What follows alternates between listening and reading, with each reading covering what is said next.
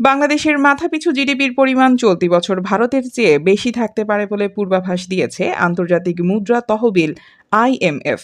ভারতীয় সংবাদ মাধ্যম স্ক্রল এক প্রতিবেদনে বলেছে, 14 এপ্রিল প্রকাশিত আইএমএফ এর ওয়ার্ল্ড ইকোনমিক আউটলুকের তথ্য অনুযায়ী বর্তমান মূল্যে বাংলাদেশের মাথাপিছু জিডিপি প্রাক্কলন করা হয়েছে $2,911।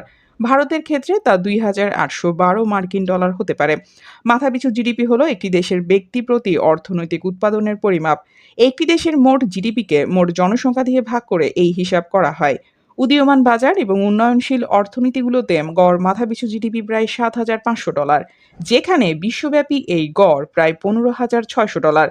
2025 সালে ভারতের মাথাপিছু জিডিপি ছিল $2,675। অন্যদিকে বাংলাদেশের মাথাপিছু জিডিপি ছিল $2,635 চেয়ে সামান্য বেশি। তবে 2023 ও 2024 সালেও মাথাপিছু জিডিপিতে বাংলাদেশ ভারতের চেয়ে এগিয়ে ছিল। আইএমএফ এর পূর্বাভাস বলছে 2027 সালে ভারতের মাথাপিছু জিডিপি $3,074 পৌঁছাতে পারে, আর বাংলাদেশের হতে পারে $3,048 চেয়ে বেশি।